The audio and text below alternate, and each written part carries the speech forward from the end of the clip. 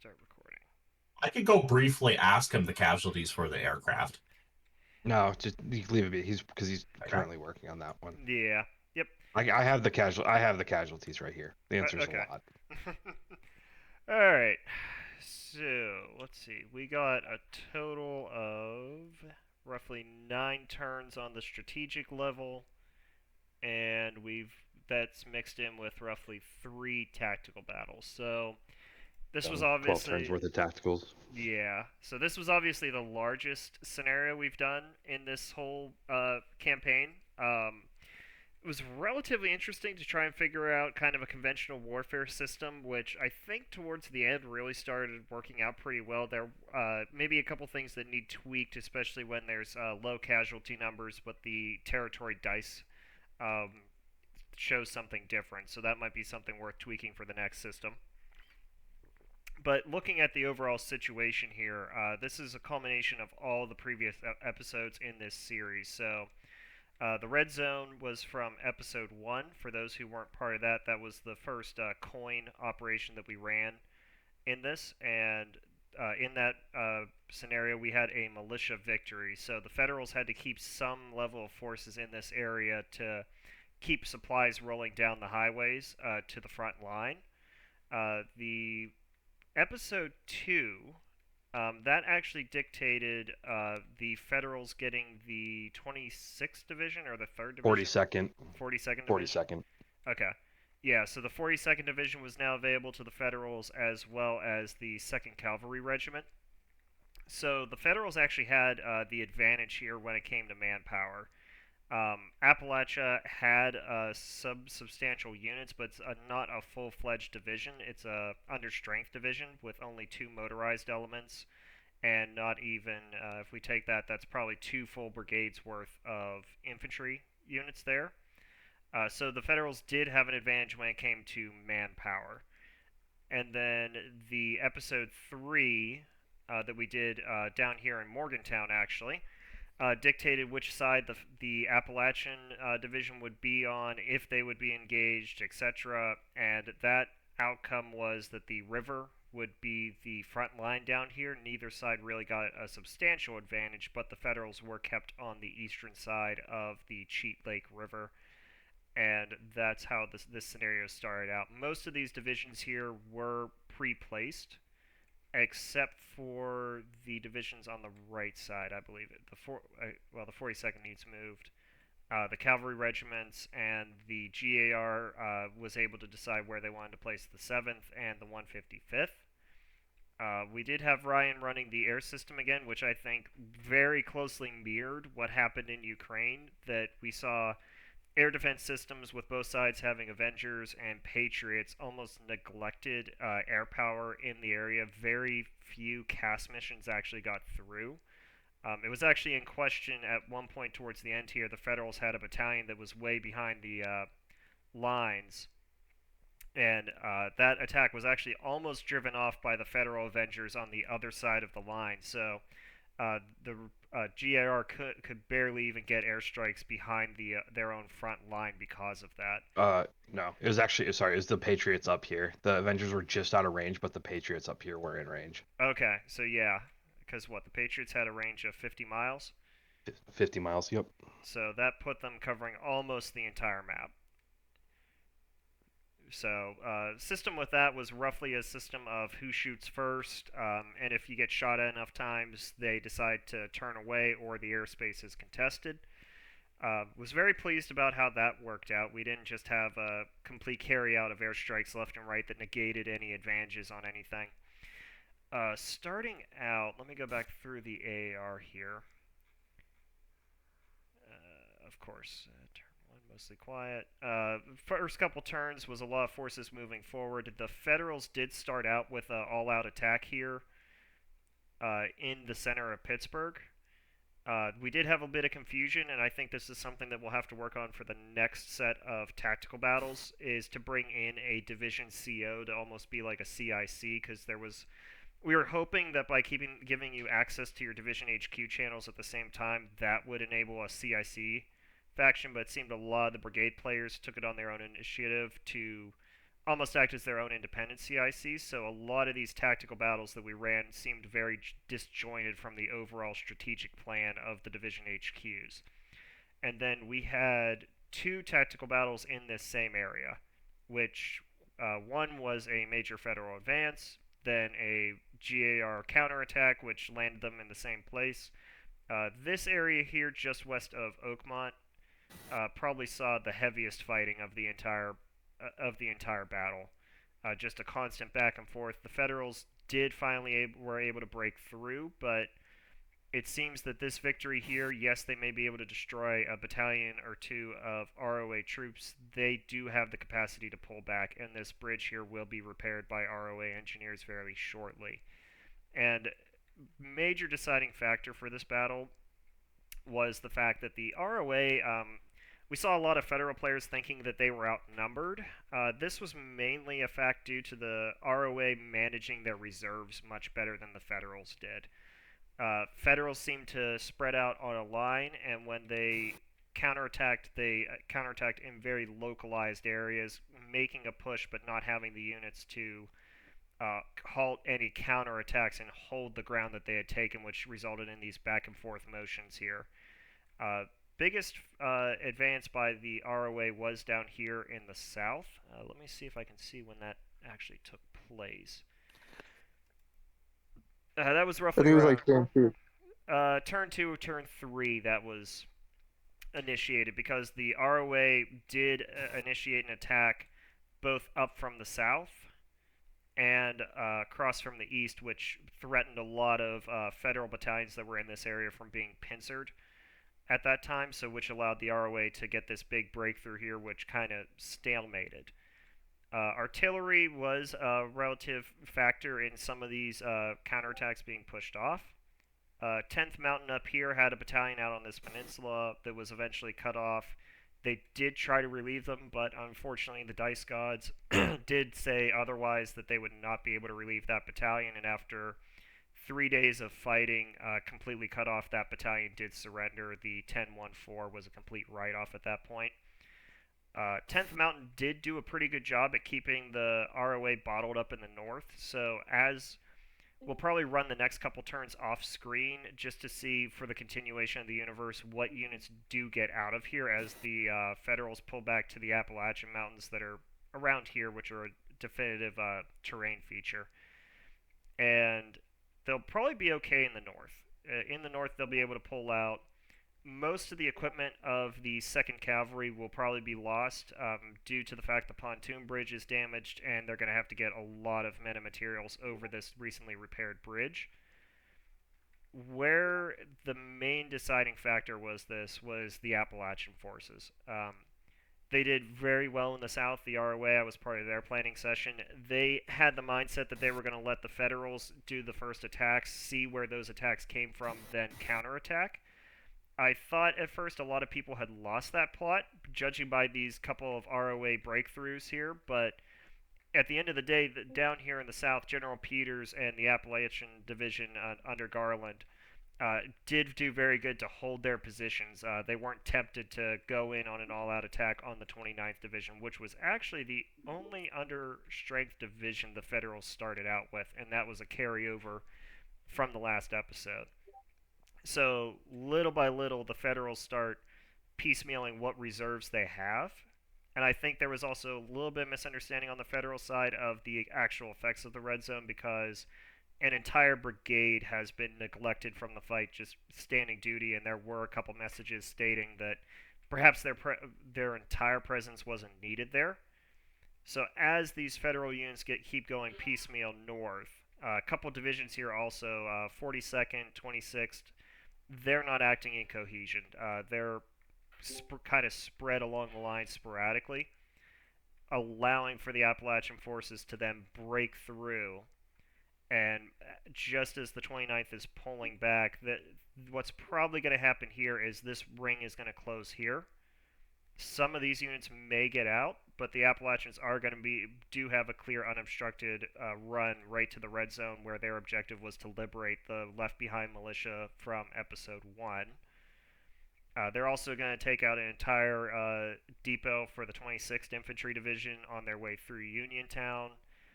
Then, once they reach the red zone, so pretty much what's going to happen with that brigade is the militia are going to conduct an uprising, which will neglect this brigade from doing anything else on the line. So there is also a possibility of some encirclements happening up north as well. And when we ran through the casualty figures the other night, a lot of these units are close to 25% casualties. The ROA has roughly two or three units that are operating either around above, slightly above, or around 30% casualties. The Federals have three units, and the Federals also have a couple units that are now approaching 50% casualties. And this was a point of debate amongst the umpires: is how combat effective they'll be even at 25%. Because correct me if I'm wrong, Key. I believe that's kind of what GWAT Wisdom has said about combat effectiveness.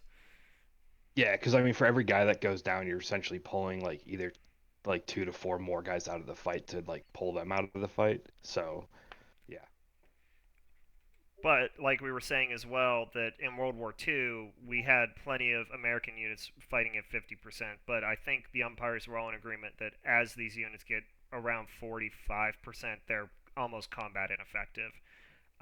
The Federals did have a chance here with these two Ghost battalions that did manage to sneak across the river. I believe they snuck across here actually. I think there were a couple battalions that were able to cross somewhere around here and get behind the ROA lines. They did almost capture two ROA brigade headquarters. And at the very last second, we were beginning to wonder if the infantry depot at Washington was going to be threatened by this battalion. But at the last second, the Federals ordered them south, where they were hit by that airstrike and also intercepted by oncoming ROA reinforcements, which that's another deciding factor. Despite the ROA having one, two, three, four battalions looking for these couple units that did get across the line, nowhere in their line are they really threatened. They're not pulling manpower from anywhere that will open up a huge gap for the Federals to exploit. Um, yeah, there's really no foreseeable circumstance where the Federals have the remaining manpower to actually turn this situation around unless they completely abandon a sector of the front to counterattack somewhere. So, I'm going to turn it over to, let's see, Ryan, are you here? Yeah. You want to go real quick because you know the air system and I know you're working on a resolution for something else as well. I just finished that. I'm here now. Okay, yeah, take us through the air Oh. system.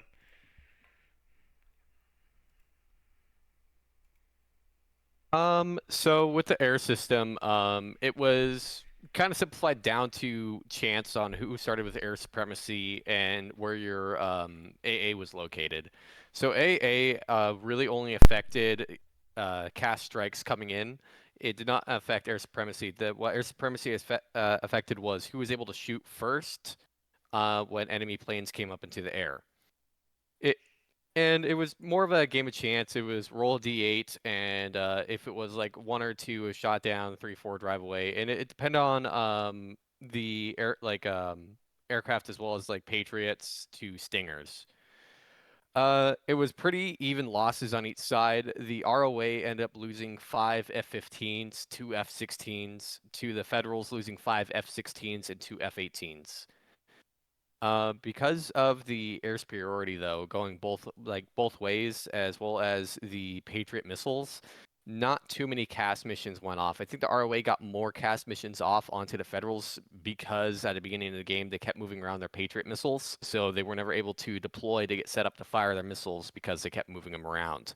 As well as the Avengers, because they only have a short range of 5 miles. If they're not directly on the front that's being targeted, there is no way that that they're actually going to be able to get their rockets off. So I don't think the Avengers fired even once because they were just never in a location to be used. Out of that, though, every time a Patriot did fire, it shot down the CAS aircraft, except for one time. It was his last turn, a ROA F-15 did manage to hit this Ghost Battalion up here, and it absolutely like wrecked it. Outside of that, a lot of time, a lot of time, the HQs of each faction dedicated a lot of their planes to air superiority once they realized that a lot of their cast missions were not getting through. Most of their planes were being sent up in air superiority because of the fact that the more planes you had on it, the more likely you're going to win. More likely next time you're going to be able to get a cast in.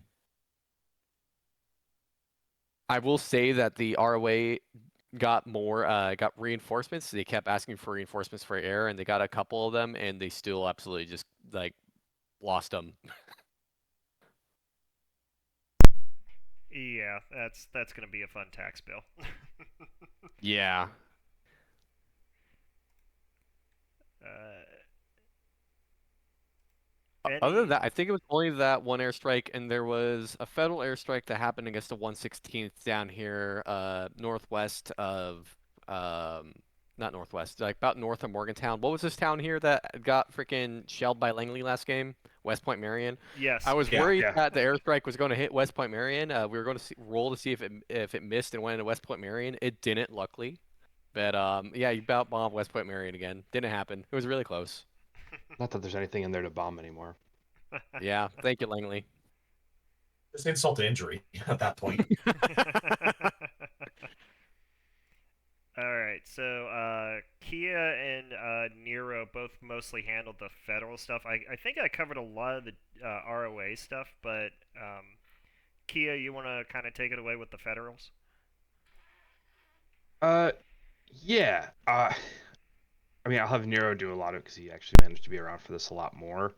Um, and the only thing really is like kind of 2020 hindsight stuff. You guys did a great job overall with like your communication and how much you guys work together. I saw a lot of VCs when you guys were co-located. I saw a lot of like constant radio communication. So you guys did a really good job on that. The thing that slowed you down the most in the entire game was the second tactical battle that took place on your guys' breakthrough across the river.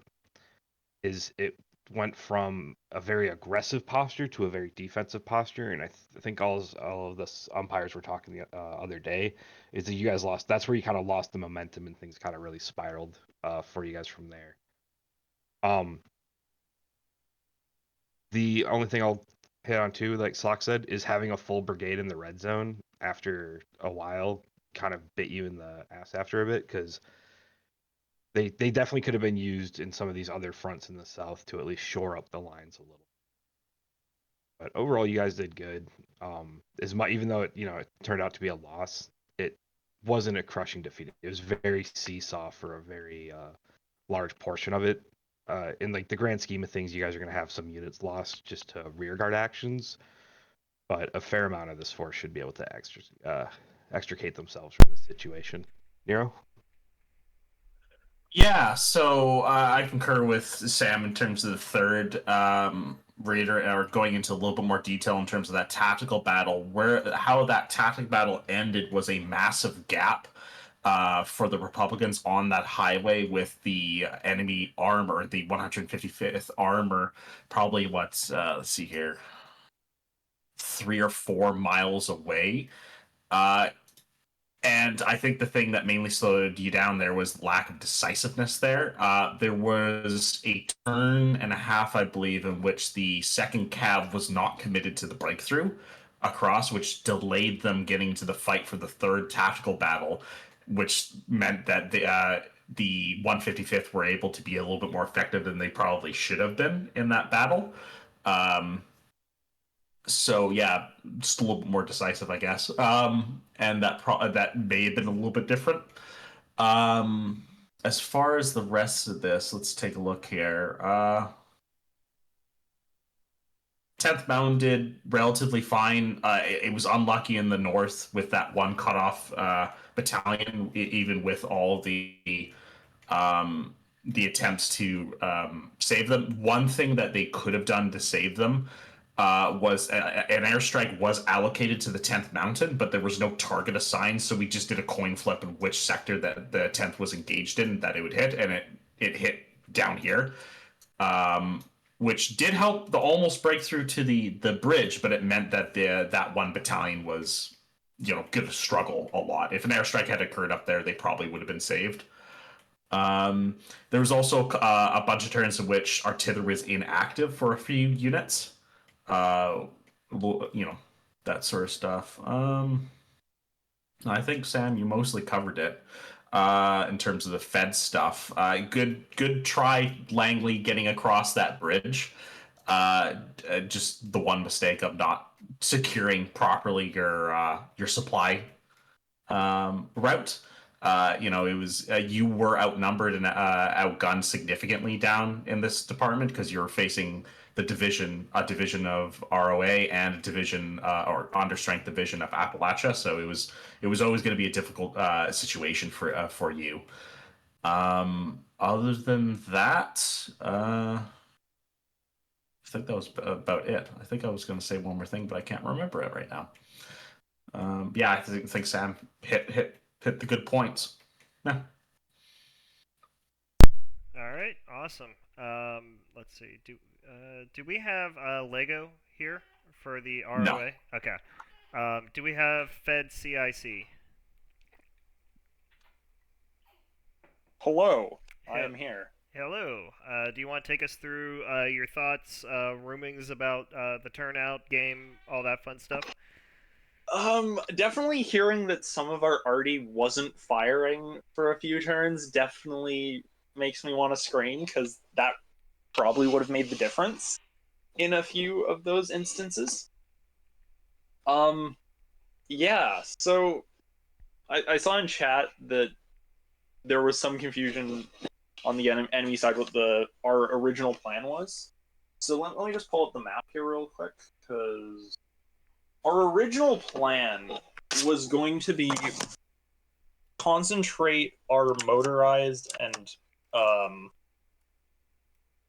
armored around the Montfayette Expressway, and we were going to push towards Washington, I think, is the town, and just basically split the ROA from the the former Appalachians, and then we were going to slowly try and drive up. I think at one point early on there was a miscommunication. South here. Yeah, where the cav was going to go, and it rolled up right into Pittsburgh, which was unfortunate because the die was cast there pretty early. We were also going to send the third up north to that north. There's a interchange, Marshall Township interchange, just north of the airport. You can just north of where you're at. There. That was one of our objectives, and we were gonna try and push up there as a distraction with the third division, and try and pull troops into the area. But obviously, first contact with the enemy and all of that, which was unfortunate. Obviously, I think the only real points that really made me think was obviously the umps mentioned.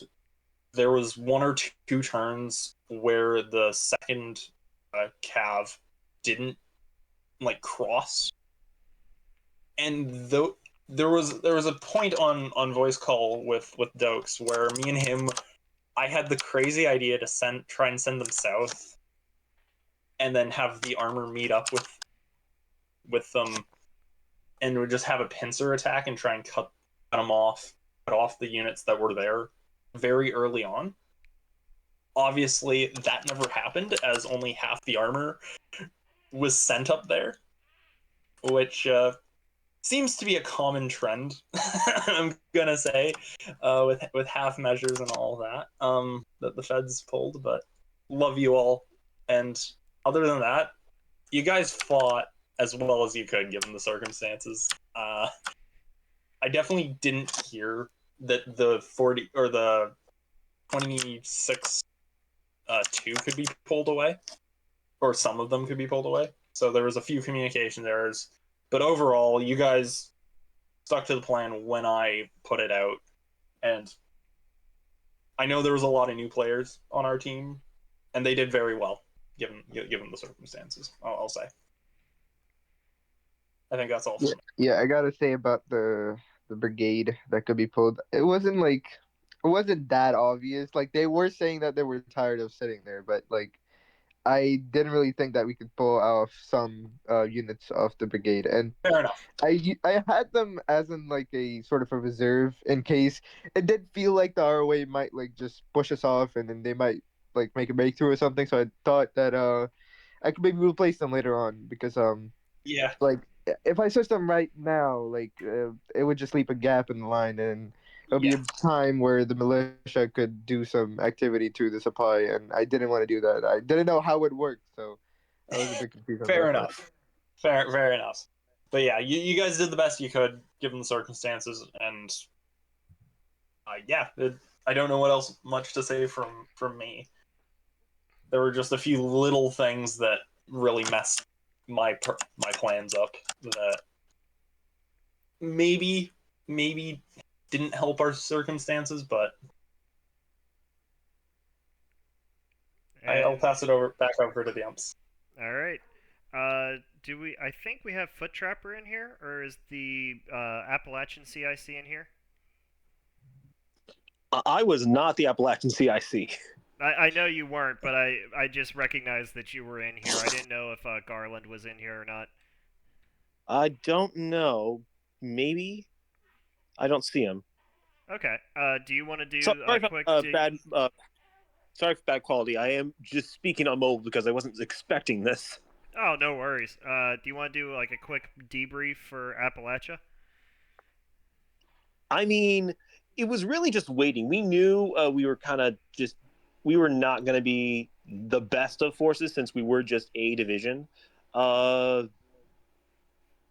It was really just a lot of preparation, and then once we like made those first probing attacks, I think past the halfway point, we finally like we had to commit, and like all the credit goes to Garland on that one. It was his decision to like press the attack and push across the Cheat Lake and Cheat River.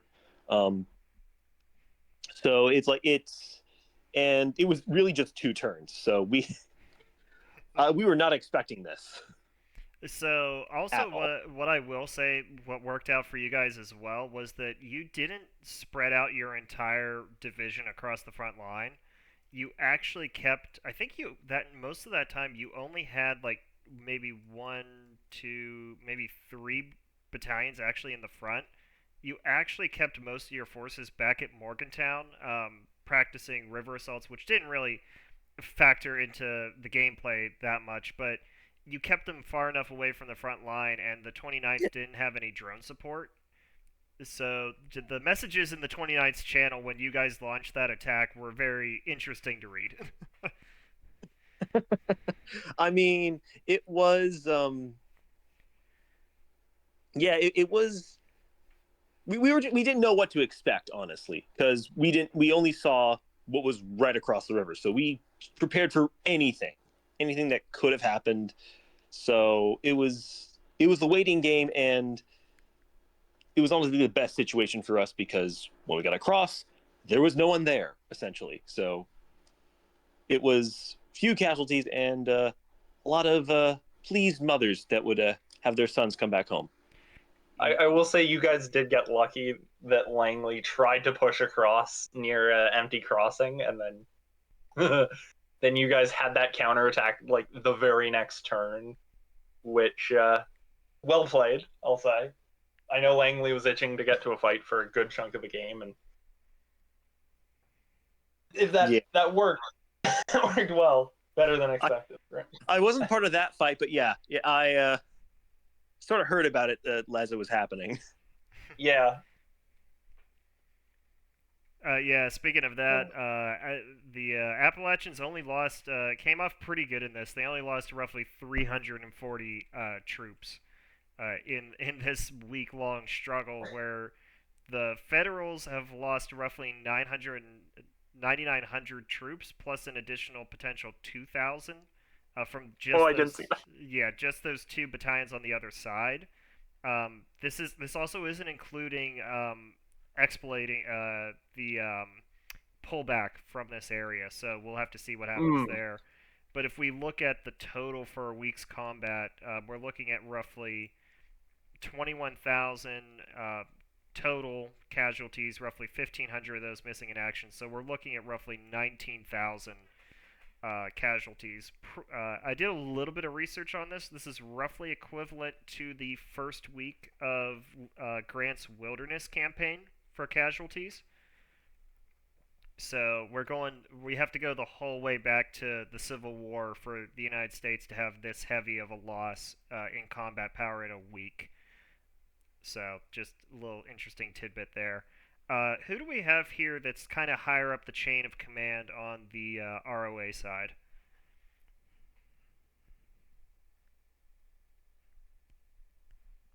They're all colonels here.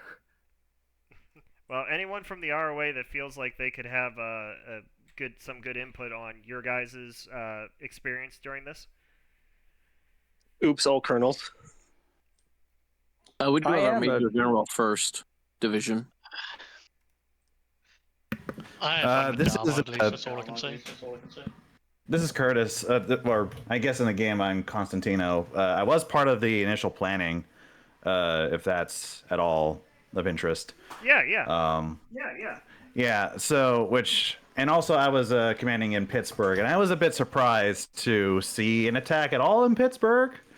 I was because what I told the subordinates in Pittsburgh is we're primarily defensive. We're not going to try to attack here because this is going to be pretty rough terrain. It's a city terrain. It's going to be very complicated. We're not going to try and do much. So when an attack came our way and we started winning and we got a little bit of ground out of it, I was pretty happy. So, wow, we got further than I thought we would be because I thought we were going to try and be an anvil. But at least our plan, and you may have seen in the chat that the Fed plan kind of mirrored ours in some sense, because the plan that I recall was that we were going to largely just try and hold off in the north, not really make any major pushes in the north, and the south was going to be more of the major focus, especially with the 7th Division, where we were going to be trying to swing around down the north up into the south and try to encircle Pittsburgh. And then start encircling Pittsburgh, and at some point make a connection into the red zone, especially since that's where the Appalachians, they had particular interest in the red zone, but also it's like, well, there's left behind units here, so we should try and get any advantages we can from that, and then just kind of squeeze out the rest of Pittsburgh. And so it seems like, it seems like we're on track for that. So it seems like what plan we had seemed to be working out somewhat well. The attack up north was that became very concerning for a lot of folks. The activity happening just north of Pittsburgh.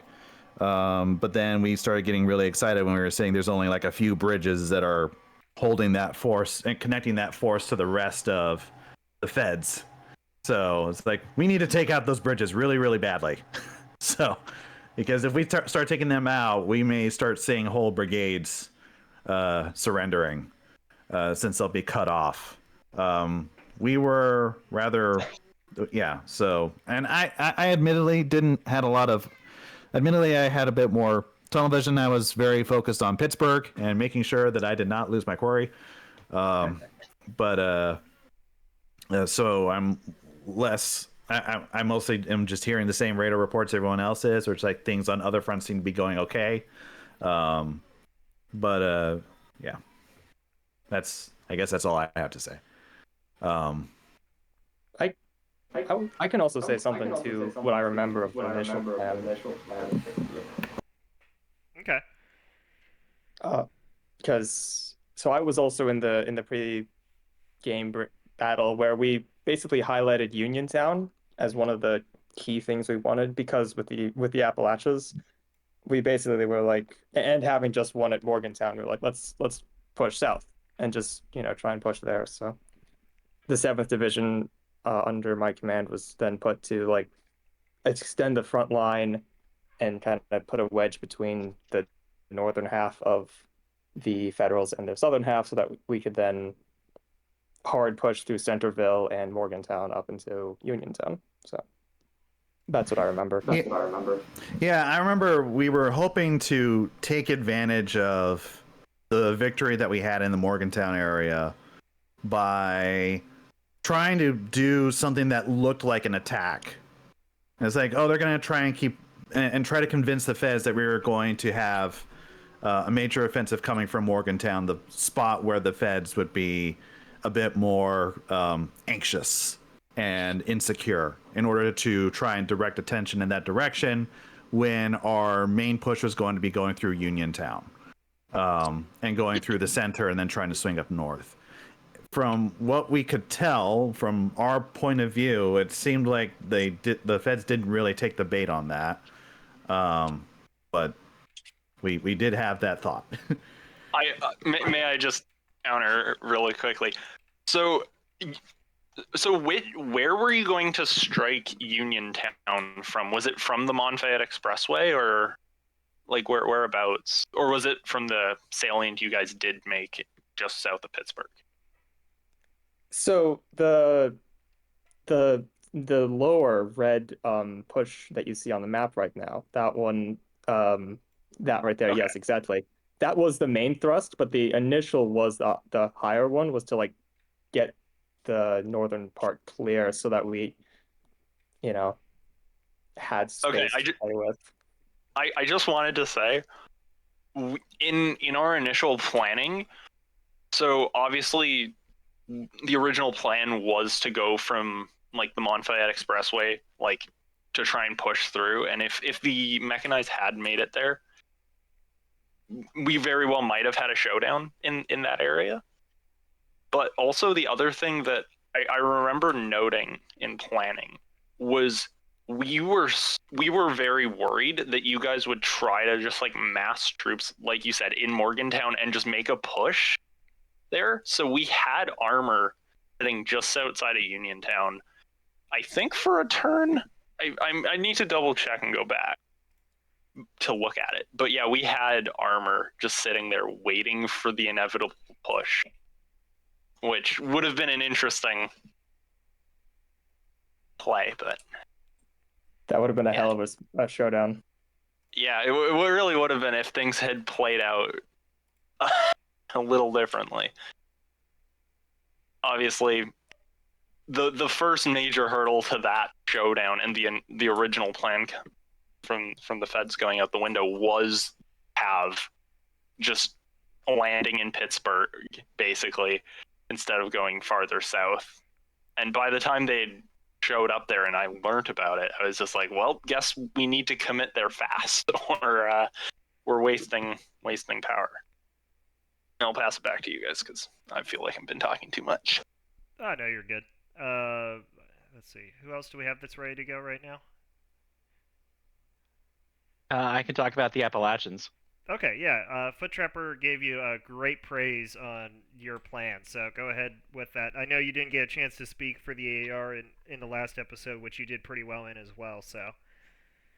Yeah. So essentially, in the kind of planning phase, being given an interesting objective where, because Appalachia is still kind of, it is still not fully part of the GAR.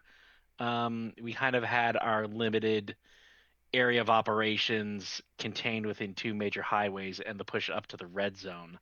So kind of from the start, I knew, or I anticipated, that Pittsburgh was kind of going to be the main theater, and our forces in the south were going to have to essentially do one of two things.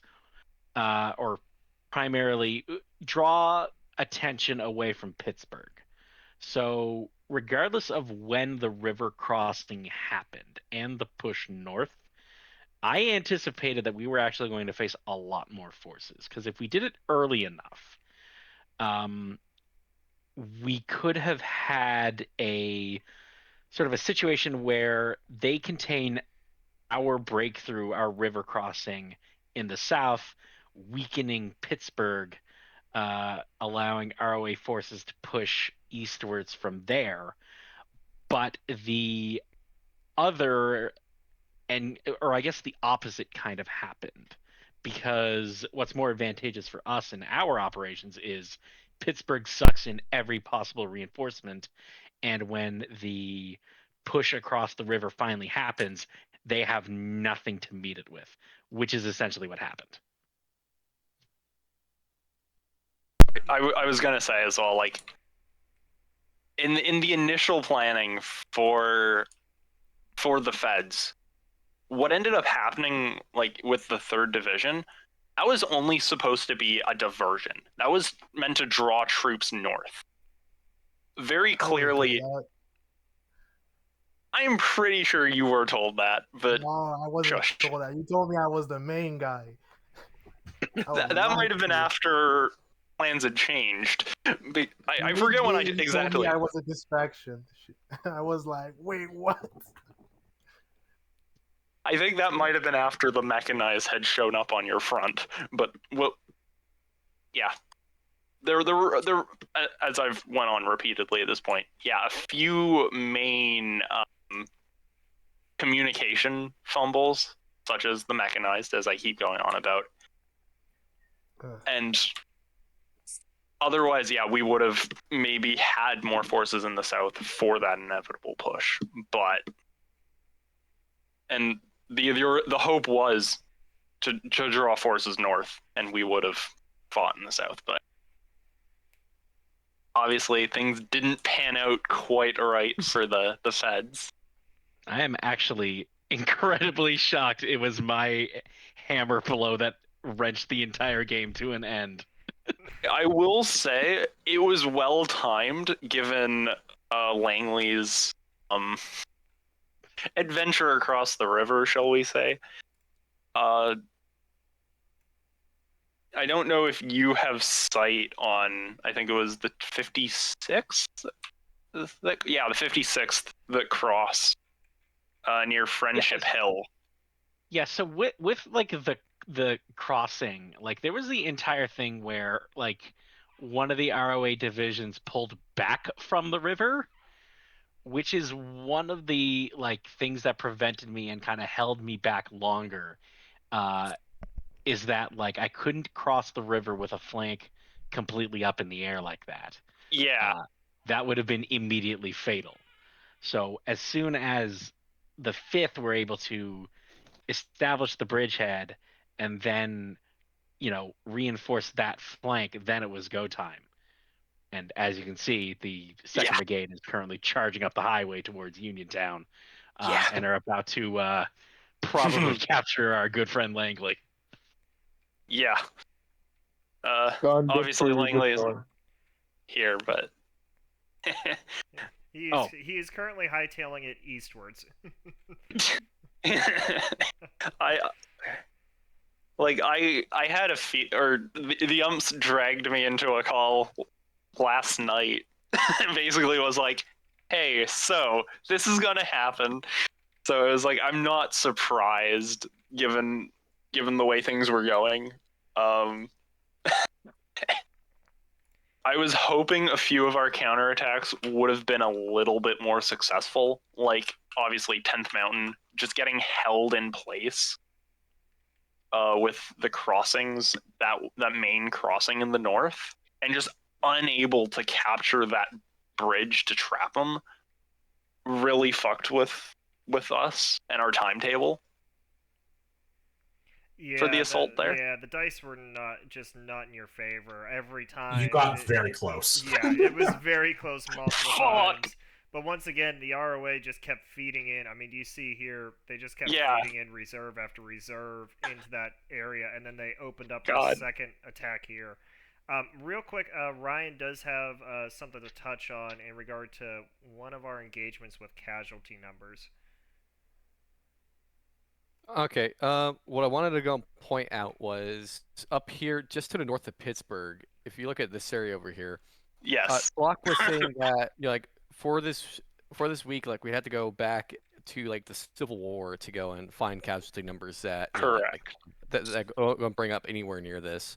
For this battle over here, the Federal River crossing coming over into the ROA forces, to find any battle that has had this amount of casualties in one single day, which is about 1,600 casualties in a single day, counting both sides, you have to go back to World War II around the D-Day landings. There was no single day in Korea, Vietnam, or the War on Terror that the United States has suffered 1,600 casualties in a single day of combat. So, and you gotta think with D-Day, it was about 6,000 bits scattered over multiple beaches. With this being one small area about 7 miles across, it's turned into just like both sides smashing into each other repeatedly with light infantry forces as the armor hadn't arrived yet. And it was a slug match with forces getting encircled, unencircled, and it was just brutal and nasty the entire time until a ROA route like a mile and a half, 2 miles back to regain their lines. Yeah, and that's May I also putting numbers. We're so good at fighting wars, you know. I'm This is putting so good. numbers. Well, the ROA suffered around 900, and the Federals around 700. So it's about ballpark 1,600 casualties in a single day of fighting. Before we move on too far here, yes. I just want to get some tactical players who did some tactical battles to speak up about their experience with that, because like Yes. a lot of this was experimental for the umpires, so we want to get as much feedback as we can about all the things. So if you fought in a tactical battle, feel free to speak up. I did. I was 155th Armored there. So I obviously showed up for, I guess that's the third tactical battle. Where I got told immediately, like, hey, you know, if the Federals attack, then the lines will collapse immediately. What I was not told was that the bridge was destroyed at that point, so I was like, okay, let's try and get into the bridge. So just push straight towards that, cut off the supply line, so I was not told anything about the pontoons at that point. And then the tactical battle started, and I started with the push. I was like, I need to put some pressure off the lines, and then things stabilized with the lines. But I got a lot of armor casualties there, which needed more infantry support to prevent that. And I think one of the issues is, an armor token there is obviously an armor, but you needed more non-armor to kind of support it. But I think that was a bit difficult for me to visualize, at least how that could happen. To prevent the armor from being being unengaged without support, if that makes sense. So overall, how did you feel about the tactical battle experience from a gameplay standpoint of view? Liked it. Need to figure out, especially when you're playing like a bit more unique. Put a picture there in the chat. Where obviously I had armor way ahead, which was a very going from the strategic battle to this tactical battle. That's a very difficult, a different viewpoint to get. So that definitely took some getting used to. But then once that happened after the first 2-3 turns, and kind of made a lot more sense. Okay, so maybe if we do that again, maybe some more planning time, or bring in like maybe give you a screenshot of this map first, and then give you your screenshots on the zoomed in map. Do you think that would help? Yeah, I'm not sure.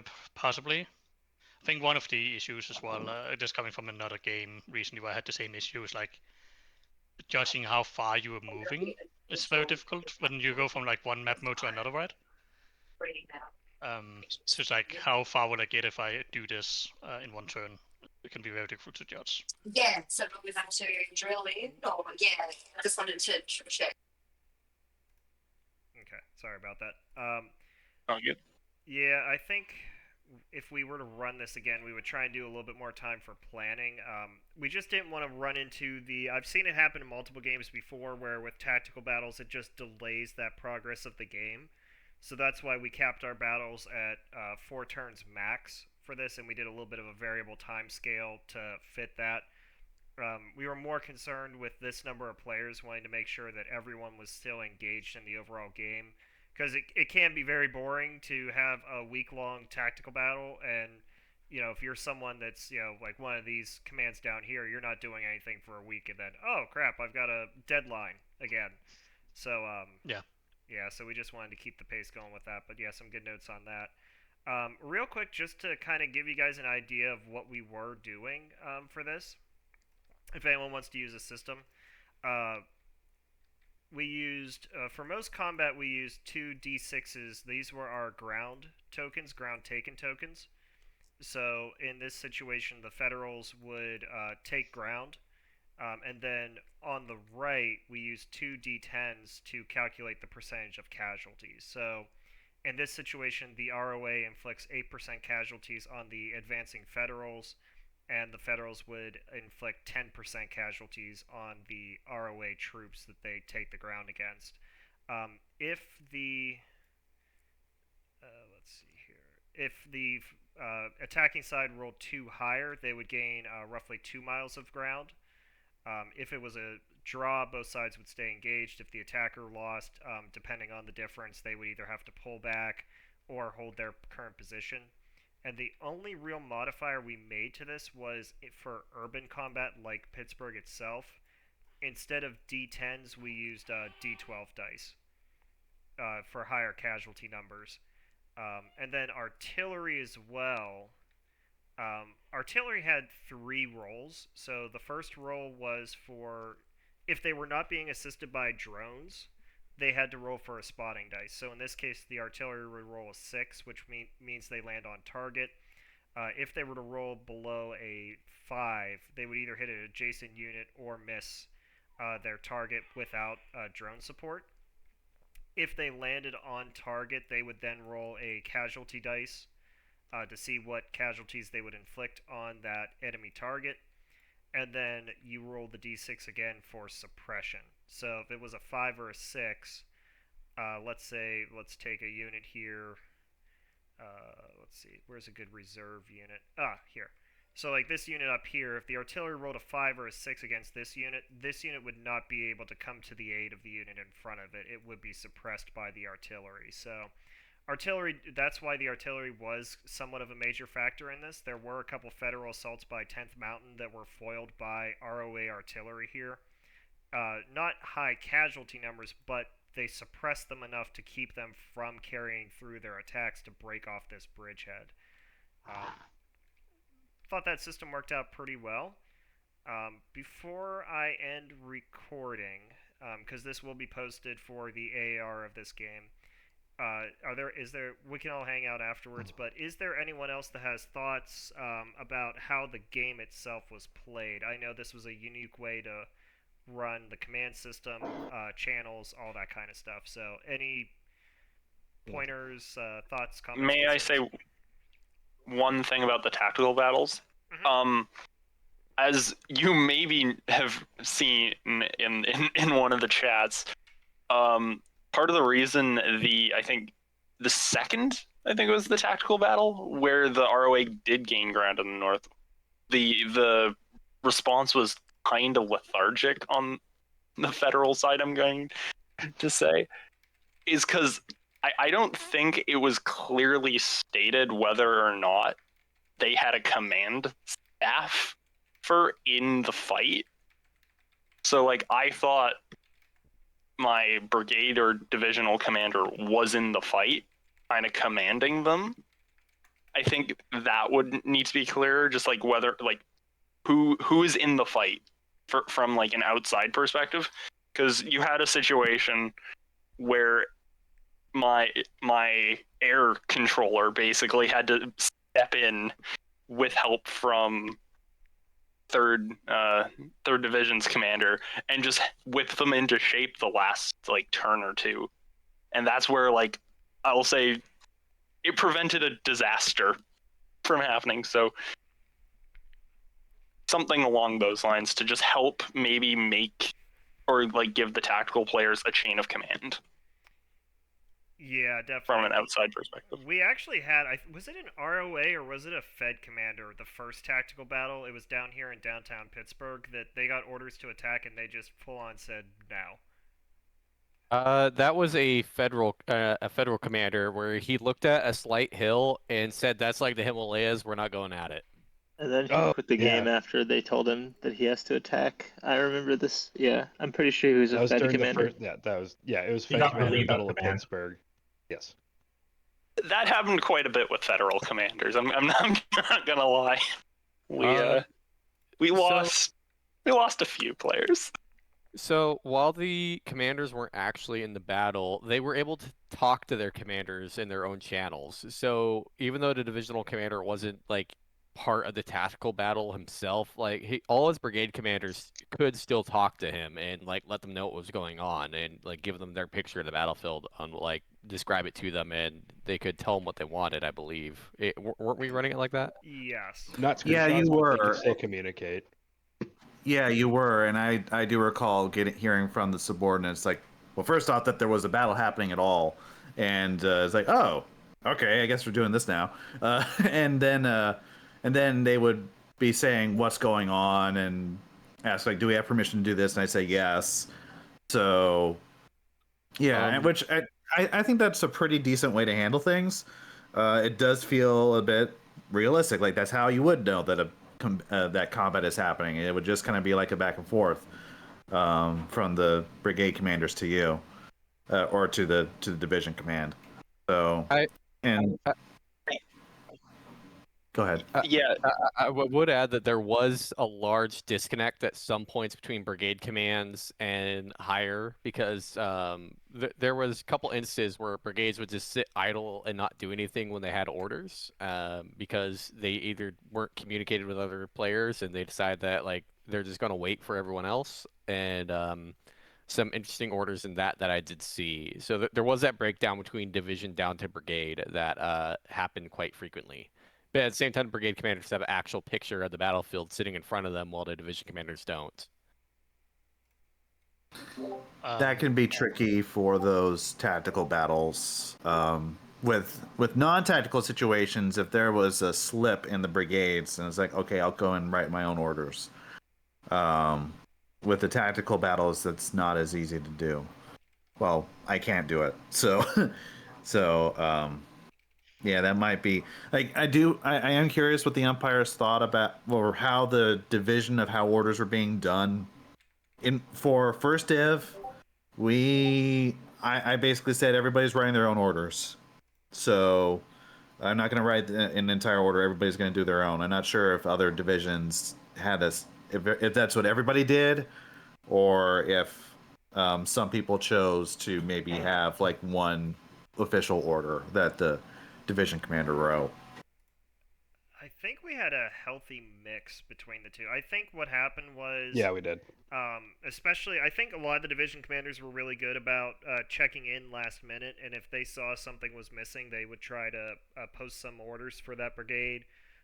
Or some division commanders kind of gave us just a brief overall objective for each brigade, and then the brigade commanders kind of elaborated on those orders with specific battalion commands. There were a couple times, I will admit, on the umpire end where formatting got a little bit messy with those orders, and I believe there were a couple orders that were misread or mistranslated here and there because of that, just because text got all jumbled and everything. So if you're gonna give orders, give them nice and clear. I will say that, make your umpire's life much easier. Rather than writing a paragraph, try and break it out into nice little segments of this battalion name, do this. Enter, this battalion name, do this, rather than, run-on sentences and stuff. And I will say, too, even though we are all nerds here, we do not all speak military jargon. So I don't know what you're talking about, Slack. I feel called out right now. How dare you? There I were do. You there know were this. even a couple. Listen, there were even a couple where you guys were like, "All right, listen, you're using like kind of like military buzzwords. Like, come on, just tell me what you want your guys to do." Oh yeah. I think we all know there's so many acronyms. Always define the I acronyms. I will say this: it got really difficult in some of the divisions that everyone would type orders because the division would give like a whole paragraph on what they wanted to happen, and then a brigade would give a whole paragraph on what they wanted to happen, and then the second, and then the third. So by the end of it, trying to decipher what every single piece was supposed to be doing got tedious, and I probably did miss some things because of that, because there were some orders that would have to happen because another unit moved. For like instance, like we're going to replace this unit on the line, and then this unit wouldn't move until this other one arrived. So it did make some of the turns a little bit confusing on trying to decipher. So if there was confusion on like why some of your units did this or didn't do something, it probably came down to that we're getting down to reading numbers repeatedly over and over and over again of like 33, 31, -1, then -2, then -3 repeatedly. So it got a little bit confusing by the end. There was only one thing as an umpire that irked me about the orders that were given, and it had very little to do with the clarity or the succinctness or military jargon. Although there was a couple times where people were just like they were retrograding all over the place. I'm like, you can just say fall back, it's fine. But the biggest thing that sort of drove me up the wall was people would order their units to like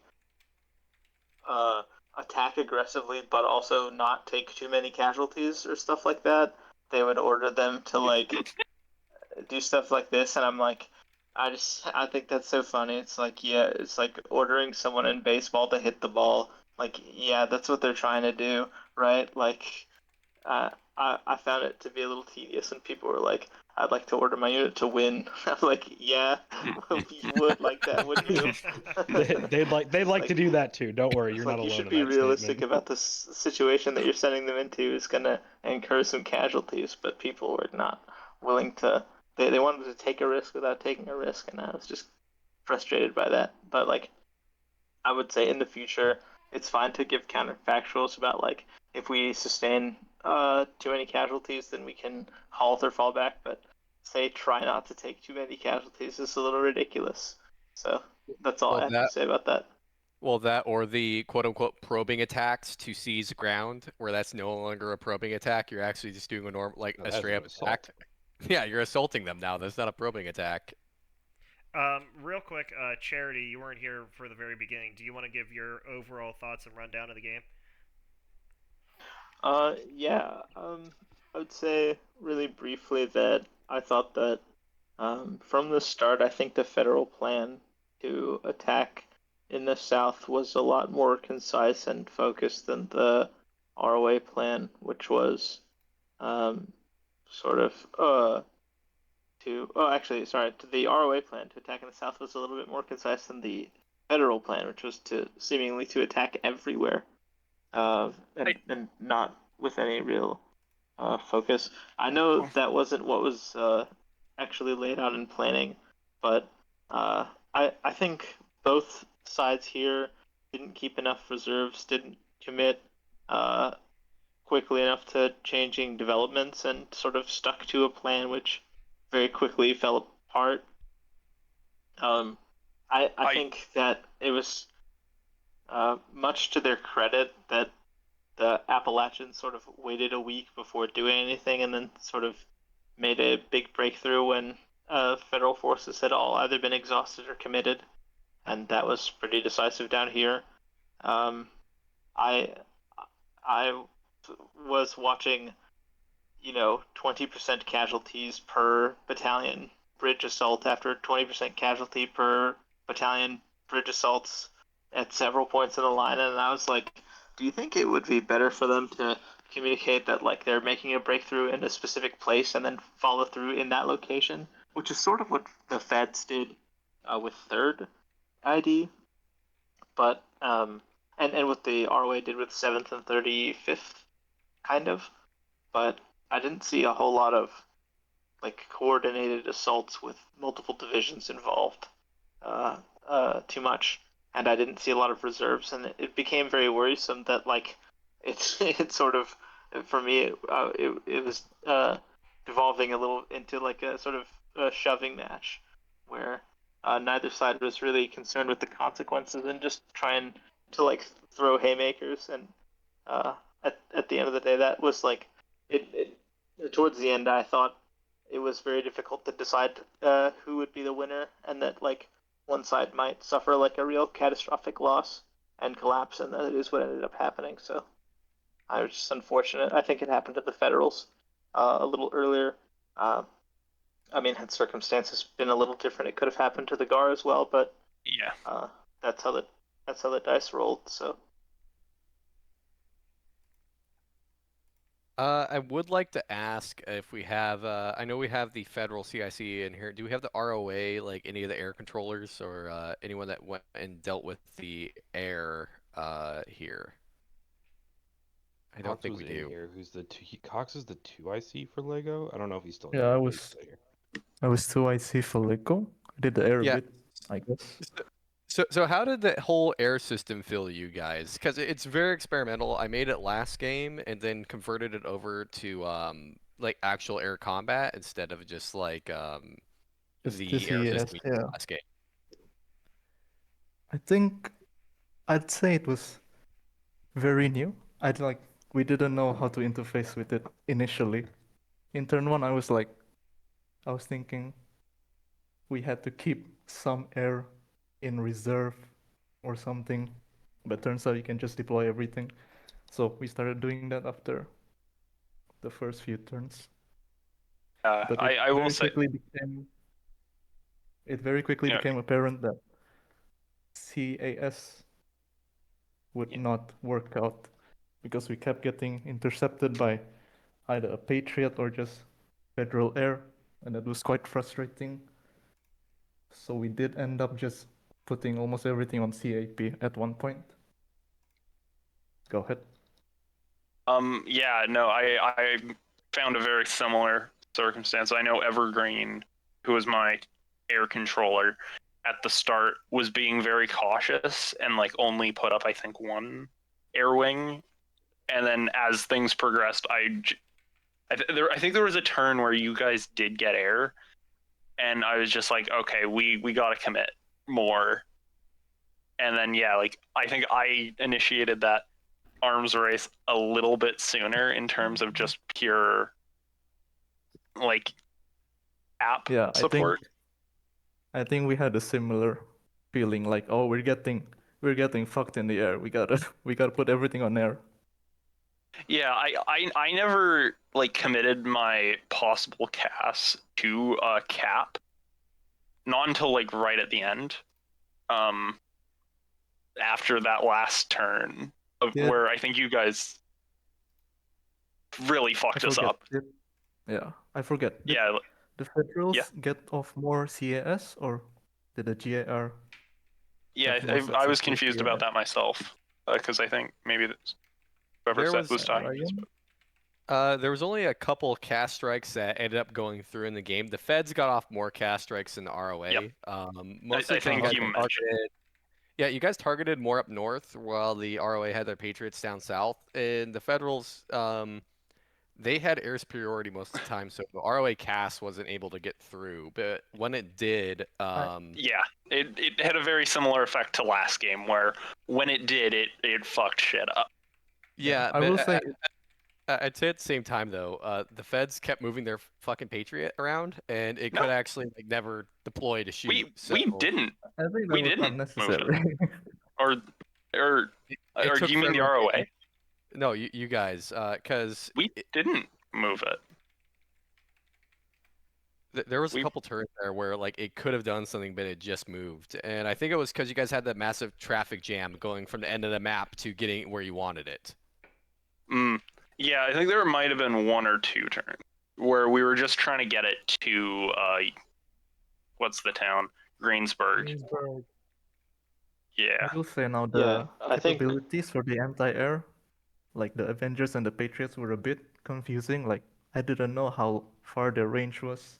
I didn't know they had to be on standby in order to get in order to attack CAS, The Avengers to could counter CAS. the Avengers could shoot while moving. It was the Patriots that take time to set up, and I posted it at the very beginning of the game where the Patriots have Yes. 50-mile range and the Avengers have 5. Yes, So the Avengers I basically have to be on I the might front line have- to be useful. I might have just totally missed that.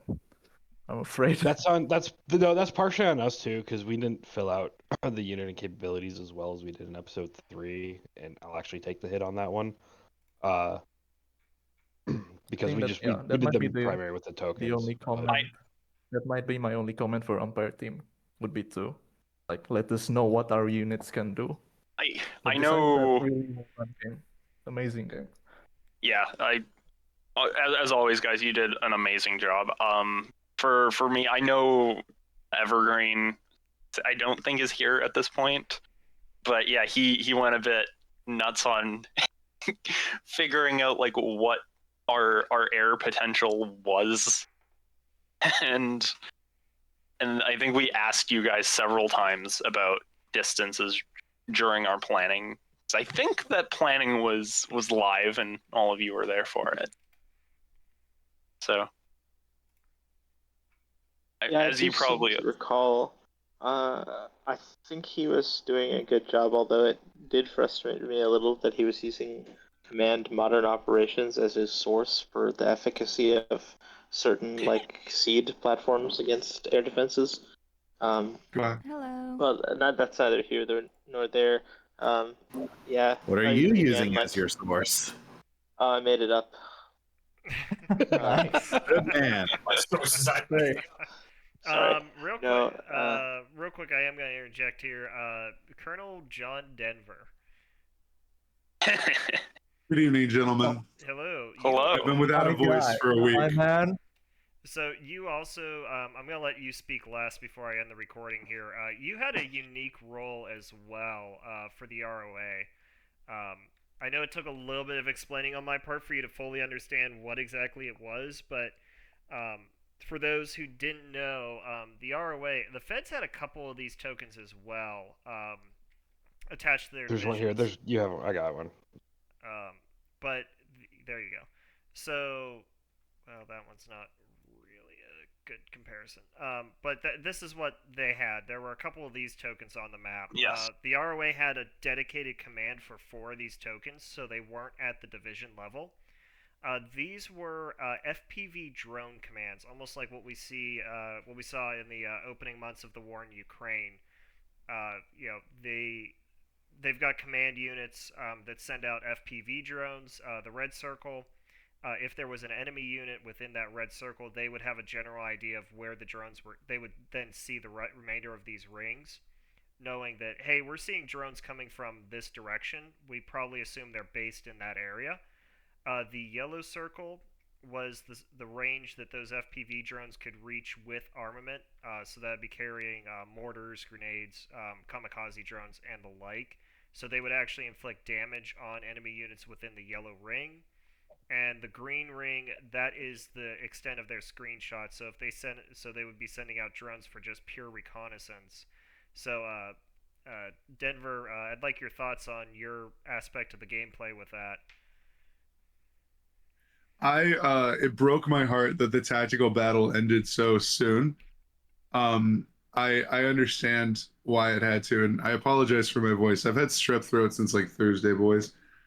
But I am recovering. Damn. There was like an encirclement that I thought that was gonna happen within like 2 or 3 hours of that battle, that tactical battle almost ending. I was so hyped for. And I was teasing Lego Man, our CIC, for like a week. I was like, oh man, you don't even know. Like, there's going to be this, you just wait. And for like 1 week, I'm just like, it's going to be so great. And then he's like, when are they going to announce it? And I'm just like, I don't know. And so he's like, what is this amazing thing that's going to happen? I'm like, I'm really excited for you to find out. And then I found out that the tactical battle just like, there was no like solid conclusion. It was just we were going to continue to play. However, onto like the drone stuff, I had I had figured that there was probably one or two layers to the map. A little bit of metagaming when I didn't see circles for the enemy drone stuff. And so I made some assumptions that the enemy wouldn't be able to see my drones. I then like really focused on in the tactical battle having us focus on the enemy's like long range, mortars, their artillery. I never really got around to like focusing on the Avenger system, but I could see that. When I saw that they had drones, I was like, oh my gosh, we got to get those out first. And then from there, I was just able to kind of guide the infantry on where to move. And I get to pretend like I was the hero, but I think like G-Host like captured like 400 or 500 guys. It was pretty cool how successful the battle was around there. But from what I understand, it was way in the south the battle was won. I don't know. What particular thoughts were you guys looking for, Slock? Just wondering how it was like to, because I know with Kriegspiel, it's usually a very limited field of range, and I think you made a couple comments about that you're just like shining these spotlights on the battlefield. Oh my gosh, yeah. The vision was, if anything, too generous. I think maybe the yellow circle should have been the further out. I also, and this is meant as a kind critique, instead of putting tokens on the map, I think a heat map might work better for the drone site, where like how you have the opacity of the marker on the map set there, like where some of the movements are like thinner on with the markers, like a little bit more south east, like with all the red marks. Yeah, exactly. You went over one part of it. Where the advances are, like near the Montana, exactly. Like that. Instead of like putting down a token, right? Because in my head, like I was thinking about it. Ukraine, your example there was really strong. It was like I wouldn't be able to, as a drone commander, be like, yes, there's a battalion here, this many soldiers here. Now I would just be like, yeah, there's some like a group of guys in this ish area, and like as amazing, it was really cool to have such a god view in a Kriegspiel, but like the punishing thing about it was I couldn't. I got to like have a game as an umpire where I could see everything and I was just like telling people things, which was really neat. But it also made me sad because I'm just like, man, I don't feel scared at any point in this Kriegspiel. Like at one point I was in the VC with another commander and he's like, well, you should be worried because the enemy's right here. And I'm like, I'm on the interstate. I'm going to drive 50 miles an hour in the opposite way and they'll never catch us. So I wanted to add a few things on to in counteracting, because I know you were talking about the possible encirclement that in that like second tactical battle, and we were mentioning this earlier. But there was, I think, a breakdown in communication towards command at that point. And like I think it was like 2 or 3 turns in, I think the drone crew got like struck and then it popped back up. And then I just got this image of a possible collapse about to occur. And it was just like, oh God, I could see it happening in slow-mo. And once again, thank you to Dokes and Evergreen for stepping in at that point. I dragged them in to a thread. I've made a few threads and very It looked like we were going to pull off the greatest encirclement of all time. I was fucking terrified. You guys... I was so hyped. There was a thread I've made. Where is it now? Is this it? No. Down here. So I had 3 threads over the course of the game that I made. High command talk, and then as this pocket was like coming up, I called it the shit show discussions, because like I could see this pocket forming, and I'm just like, oh no, it's going to happen, and they're just gonna run through us. And it's like, thankfully, it didn't happen, thanks to my commanders. But holy shit, that was so close. And it was the third tactical battle, sir. I was It was not the involved third, in the sorry. first or the second. Oh, you're Sorry, fine. yeah. I was only aware of the two, so. But yeah, there was a point where I could see the noose tightening on me, and it was just like, oh no.